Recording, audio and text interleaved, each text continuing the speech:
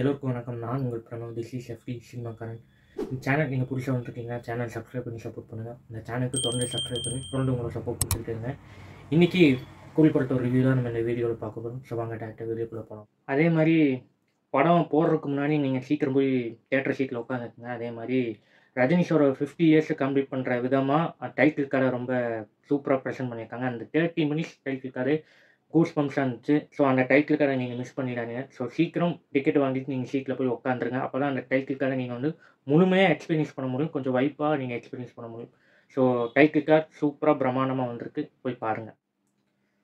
சத்தியமாக நான் எதிர்பார்க்கவே இல்லை, படம் இந்த அளவுக்கு தரமாக இருக்கும்னு நான் எதிர்பார்க்கவே இல்லை. ஸோ அந்தளவுக்கு படம் சூப்பராக இருந்துச்சுன்னு சொல்லலாம். ஸோ இந்த படத்தோட கதை வந்து பார்த்திங்கன்னா, தேவா வந்து ஒரு மேன்ஷன் நடத்துகிறாப்புல. அவர் வந்து பார்த்திங்கன்னா அவரோட வாழ்க்கை ரொம்ப நல்லா போயிட்டு இருக்கு. ஒரு நாள் திடீர்னு வந்து பார்த்தீங்கன்னா, சத்யராஜ் இறந்து போகிற நியூஸ் இவருக்கு வருது. சரி, அந்த விஷயம் என்ன விஷயம்னு தெரிஞ்சுக்கிறதுக்காக ஸ்ருதிஹாசன் போய் பார்க்க போகிறாப்புல. அப்படி சத்யராஜுக்கு என்னாச்சு? எதனால அவரை கொலை செஞ்சாங்க? சரி, சத்யராஜ் எதனால நிறைய விஷயங்கள் கண்டுபிடிச்சாப்புல. அந்த கண்டுபிடிச்ச விஷயத்தில் இவரை ஏன் கொலை பண்ணாங்க அப்படின்னு இந்த இன்வெஸ்டிகேஷனில் நடக்கிற கதை தான் இந்த கூலி படத்தோட மொத்த கதையுமே. படத்தோட ஸ்க்ரீன் பிளே பொறுத்த வரைக்கும் பார்த்தீங்கன்னா ரொம்பவே நல்லா இருந்துச்சு. அதாவது ஃபர்ஸ்ட் ஹாஃப் பொறுத்த வரைக்கும் ரொம்ப ஸ்லோவாக தான் போகும். அதாவது நீங்கள் அந்த கேரக்டர் இன்ட்ரோ பண்ணுற விதமும் சரி, அதே மாதிரி இவங்க எடுத்துக்கிட்ட அந்த கண்டென்ட் ஃபர்ஸ்ட் ஹாஃப் பொறுத்த வரைக்கும் ரொம்ப ஸ்லோவாக தான் போகும். ஏன்னா அந்த ஃபர்ஸ்ட் ஹாஃப் பொறுத்த வரைக்கும் ஸ்லோவாக போகிறதுக்கான ஒரே ரீசன் வந்து பார்த்தீங்கன்னா, ஒவ்வொரு கேரக்டராக இன்ட்ரோ பண்ணும்போது ரொம்ப ஸ்லோவாக தான் நகரும். இன்டர்வல் வரைக்கும் பார்த்தீங்கன்னா ரொம்ப ஸ்லோவாக தான் இருக்கும்னு சொல்லலாம். படத்தோட ஒரு பாசிட்டிவான விஷயம் என்னன்னு பார்த்தீங்கன்னா, the one man show of Rajini sir, அவர் தான் மெயினாக. சரி, ஃபர்ஸ்ட் ஹாஃபில் அவர் வருவாப்புன்னு கேட்டிங்கன்னா, அது வந்து எப்படி சொல்லணும்னா, இன்டர்வல் பிளாக் அப்புறம் தான் அவரோட இன்ட்ரோவே வரும். அதாவது ஒரு 1 ஹவர் கழித்து அவரோட இன்ட்ரோ இருக்கும். அந்த அளவுக்கு தான் இருந்துச்சு. எனக்கு இது பார்க்கும்போது அப்படியே விக்ரமோட டெம்ப்ளேட் அப்படின்னு நல்லாவே தெரிஞ்சிச்சு இந்த கூலி படத்தில். ஸோ லோகேஷ் கனகராஜ் தமிழ் சாருக்கு ஒரு விசுவாசமாக இருக்கிறாப்புன்னு நினைக்கிறேன். அதனால தான் இந்த படத்தில் அந்த செகண்ட் ஹாஃப், அதாவது இன்ட்ரோவல் பிளாக்ல அவரோட இன்ட்ரோ வச்சிருக்காப்புல. ஸோ நல்லா இருந்துச்சு. சரி, ஃபர்ஸ்ட் ஹாஃப் இன்ட்ரோ பிளாக் வரைக்கும் நல்லா இருந்துச்சா கேட்டிங்கன்னா, தரமாக இருந்துச்சு. அதாவது ஒவ்வொரு கேரக்டர் இன்ட்ரோ பண்ணும்போதும் சரி, அந்த அந்த கேரக்டர் என்ன மாதிரி ப்ளே பண்ணுங்க, அந்த விதம் காமிச்ச விதமும் சரி, இது சூப்பராக இருந்துச்சுன்னு சொல்லலாம். படத்தில் இவங்க யூஸ் பண்ணியிருக்க அந்த லைட்டிங் அண்டு சினிமாட்டோகிராஃபி எல்லாமே சூப்பராக இருந்துச்சு. ஸோ இந்த படத்துக்கு யார் சினிமாட்டோகிராஃபி பண்ணியிருக்காங்கன்னா, கிரீஷ் கங்காதரன் இந்த படத்துக்கு சினிமாட்டோகிராஃபி பண்ணியிருக்காப்புல. அவரோட சினிமாட்டோகிராஃபி இந்த படத்துக்கு ஒரு மிகப்பெரிய பலம் சொல்லலாம். அடுத்தது இந்த படத்தில் ஹீரோவாக தெரியாத ஒரு ஹீரோ யாருன்னா அனிருத் தான். ஏன்னா பேக்ரவுண்ட் ஸ்கோர் எல்லாமே மனுஷன் பிச்சு வச்சிருக்காப்புன்னு சொல்லலாம். அதாவது கலக்கியிருக்காப்புல. ஒவ்வொரு சீனும் சரி, அந்த சென்டிமெண்ட் சீனும் சரி, ஃபைட் சீனும் சரி, அந்த ஒவ்வொரு சீனும் அதாவது ஒரு சஸ்பென்ஸாக ஒரு சீன் போயிட்டு இருக்கும்போது அந்த சீனில் வந்து பார்த்தீங்கன்னா ரொம்ப சூப்பராக அது பேக்ரவுண்ட் ஸ்கோர் நல்லாவே ப்ரெசென்ட் பண்ணியிருந்தாப்புல. சத்யராஜோட கேரக்டர் வந்து பார்த்தீங்கன்னா, அவர் ஒரு சயின்டிஸ்ட் மாதிரி காமிக்கிறாங்க. பெருசாக அவரோட கேரக்டர் வந்து எப்படி சொல்லணும்னா, ஒரு 1/2 அன் ஹவர் கேரக்டர் தான் அவரோட கேரக்டராக இருக்கும். அதுக்கப்புறம் அவர் செத்துருவாப்ப. ஸோ அந்த மாதிரி தான் இந்த கேரக்டர் அது மாதிரி ப்ளே ஆகும் சத்யராஜோட கேரக்டர். சரி, செகண்ட் ஹாஃப் பொறுத்த வரைக்கும் பார்த்தீங்கன்னா, ஃபுல்லாகவே ஆக்ஷன் பேக்கர் தான்.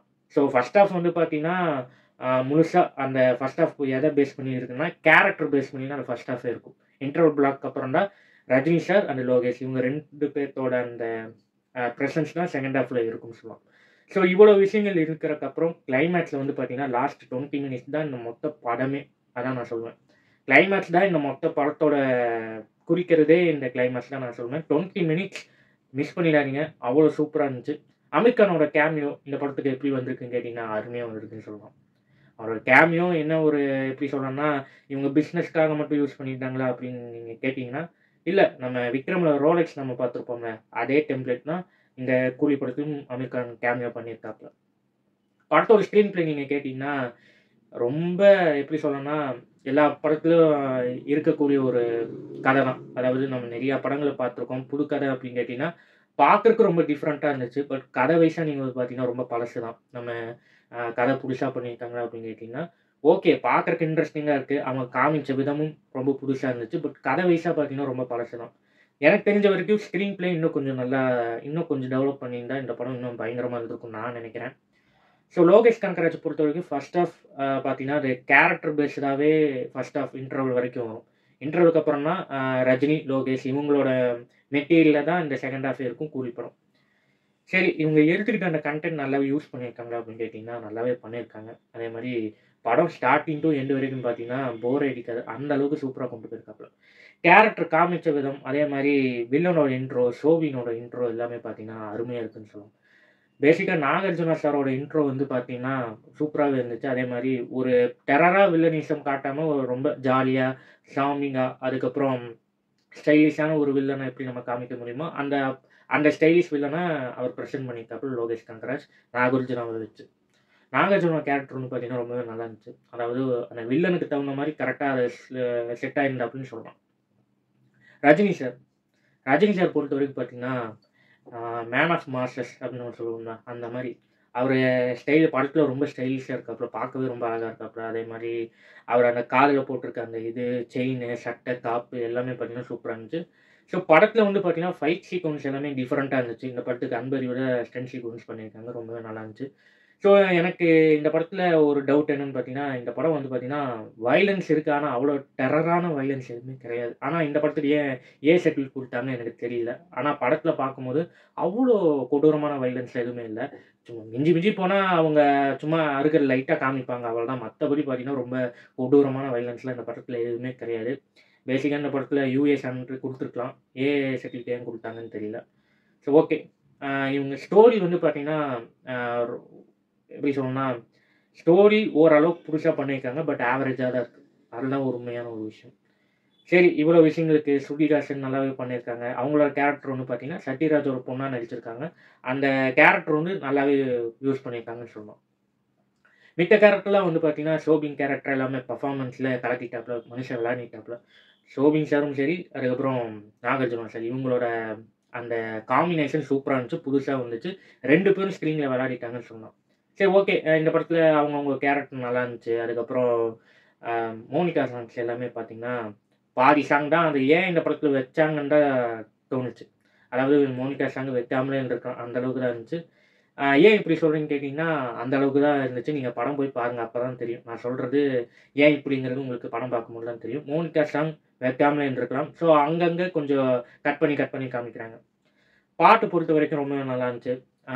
ஃபைட் சீக்வென்ஸ் எல்லாமே சூப்பரா இருந்துச்சு. மொத்தத்தில வந்து பார்த்தீங்கன்னா, இந்த கூலி படம் ஒரு பக்கா ஆக்ஷன் ஃபிலிமா இருக்கு. ஒரு தரமான படமாவும் இந்த வருஷத்தோட ஒரு மோஸ்ட் எக்ஸ்பெக்டட் படமா இந்த கூலி படம் தரமான படமா அமைஞ்சிருக்குன்னு சொல்லலாம். அதே மாரி படத்துல அமீர் கான் சாரோட கேரக்டரும் சரி, நாகார்ஜுனா கேரக்டரும் சரி, ரஜினி சார் இவங்க 3 பேர்ட்டோட கேரக்டர் பிரசன்ட் பண்ண விதம் வந்து பார்த்தீங்கன்னா, சூப்பரா இருந்துச்சுன்னு சொல்லலாம். சரி ஓகே. இந்த படத்துல நெறைய விஷயங்கள் புதுசா பண்ணியிருக்காங்கன்னா, சீன்ஸ் மொதற்கொண்டு எல்லாம் புதுசா பண்ணியிருக்காங்க. இன்னும் வில்லன் கேரக்டர் இன்னும் ஓரளவுக்கு அ டெவலப் பண்ணியிருந்தாங்கன்னா ரொம்பவே நல்லாயிருக்கும். பட் இந்த கேரக்டர் ரொம்ப மோசம் பண்ணிட்டாங்கன்னு நான் சொல்லல. ஓகே. இன்னும் அத கொடூரமா அது மாரி இன்னும் காமிச்சிருந்தாங்கன்னா ரொம்ப நல்லா இருந்திருக்கும். மத்தபடி படத்துல ஸ்டோரி வைஸா நம்ம குறை சொல்ல தான் முடியும். மத்தபடி மத்த ஆங்கிள்ல எதுவும் நம்ம குறை சொல்ல முடியாது. ஸ்டோரி இன்னும் நல்லா டெவலப் பண்ணியிருந்தா நல்லா இருந்திருக்கும். பட் என்ன மைனஸ் பார்த்தீங்கன்னா, ஸ்டோரி ஆவரேஜா தான் இருக்கு. படம் வைஸா பார்க்கும்போது ஸ்டார்ட்டிங் டூ எண்ட் வரைக்கும் எங்கேயுமே உங்களுக்கு லேக் ஆகியிருக்காது. அந்த அளவுக்கு பிரசன்ட் பண்ணியிருக்காப்ல. இந்த படம் வந்து பார்த்தீங்கன்னா, முழுக்க முழுக்க ரஜினி சாருக்கான படமா இந்த படம் லோகேஷ் கனகராஜ் பிரசன்ட் பண்ணியிருக்காப்ல. Rajini sir fans and Lokesh Kanagaraj fans இந்த படம் அவங்களுக்கு ரொம்ப ரொம்ப பிடிக்கும். ஸோ இதுதான் கூலி படத்தோட ரிவ்யூ. உங்களுக்கு இந்த வீடியோ பிடிச்சிருக்கும்னு நான் அதிகமா நம்புறேன். இன்னைக்கான வீடியோ இவ்வளோதான். உங்கள அடுத்த வீடியோல வந்து சந்திக்கிறேன். So thank you, be safe and once again this is FT சினிமாக்காரன். நான் உங்கள் பிரணவ். மொத்தத்தில கூலி படம் வந்து பார்த்தீங்கன்னா, ஒரு தரமான படம். தியேட்டர்ஸ்ல போய் நீங்க விசில் அடிச்சு என்ஜாய் பண்ணக்கூடிய படமா இருக்கும்.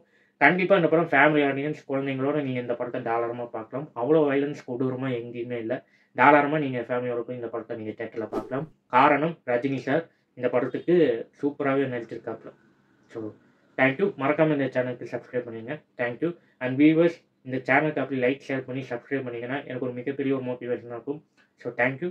Be safe. மறக்காம இந்த சேனலுக்கு சப்ஸ்கிரைப் பண்ணுங்க.